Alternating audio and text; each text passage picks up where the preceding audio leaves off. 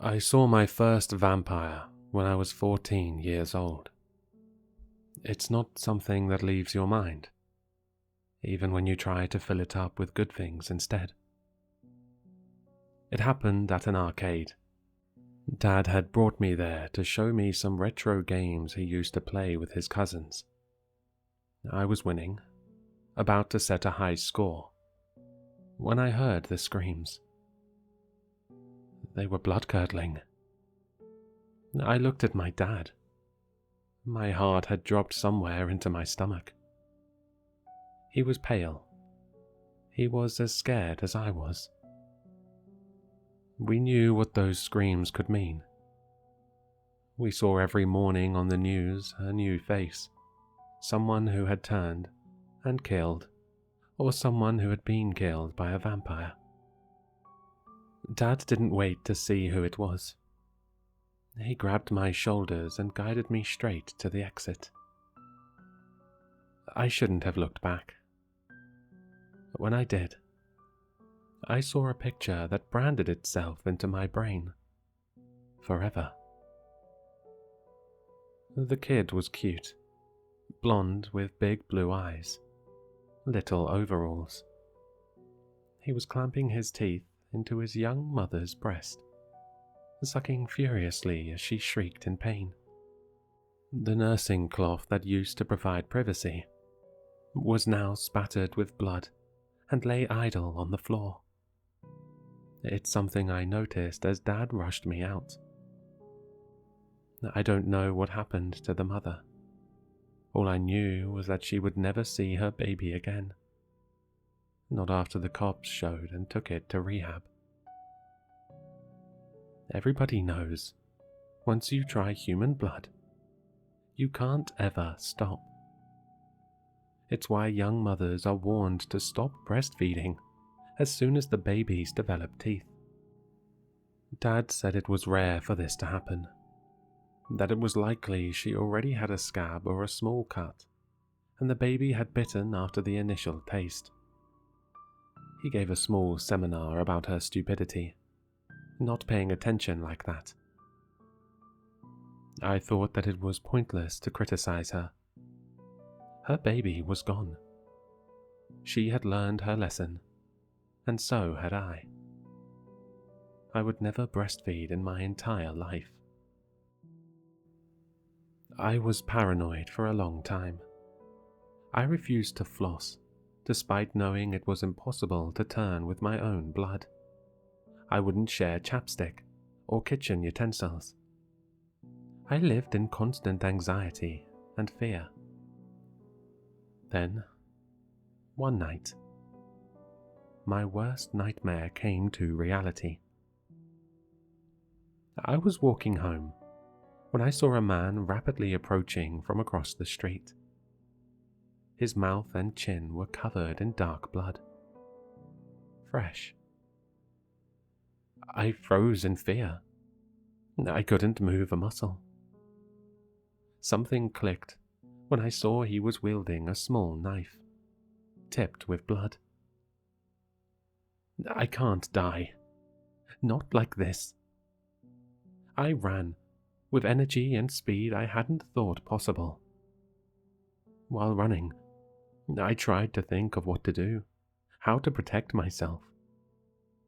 I scanned the area in front of me and located a trash can on the corner of the street. Litter surrounded the bottom. I saw the top of a glass bottle peeking out the top. I ran as fast as I could toward the trash. When I arrived at the bin, I speedily grabbed the bottle out, scanning it first for traces of blood, due to years of paranoid habit. I closed my eyes when I smashed the bottle down on the curb, creating a makeshift knife. I did all this in the 10 seconds it took for him to reach me. I didn't let him make the first move. I was aware it was my life or his.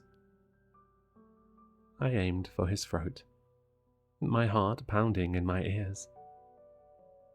I screamed when I stabbed him. I was still screaming as blood gushed out of his neck. He tried to stop the blood with his hands, clutching the hole in his neck. In doing so, he dropped his knife, which clattered onto the road. He faltered, gasping for air. After I stabbed him, I wanted to run.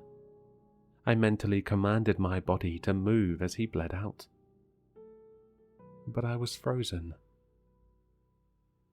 He looked at me with desperation and despair in his eyes. Even in my intense fear, for a moment I felt pity for him. Then, with the speed of a striking snake, his hand left his bleeding wound, and he grabbed my hair. He pulled so hard I yelled in pain. When I did, he stuck his fingers in my mouth. I couldn't process what had just happened before I felt it. The most amazing feeling. It was like every worry was melted away. I was calm, floating up and up and up, till I went from happy to ecstatic, to a place where I felt like I was dreaming. This happened in 20 seconds, but it felt like time had frozen. When I came to, the man was lying on the street. Blood was still oozing out, but the animation had left his eyes. He was smiling. I knew why. He had chosen to do a noble thing in death. He had opened my eyes. Something I had been running from my whole life was something I should have been chasing. I now couldn't imagine life without another taste, as many as I could get. I knew I needed to run before anyone saw me and the cops came and took me away. But I had to take some with me. I took off my jacket and saturated a sleeve in the blood coming from his neck. As I did, I made sure that the sleeve didn't touch the road. I was going to drink every drop. And who knows what germs could be on the street. I wrapped the sleeve with the rest of the jacket and ran in the direction of my home, holding tightly to my new-found treasure. As I ran, I wanted so badly to try another drop, but I knew I would black out and didn't know for how long. As I gasped deep breaths of the chilly autumn air, it registered. I killed someone. I shook the thought out of my head. It was self-defense, and I had a whole new life now.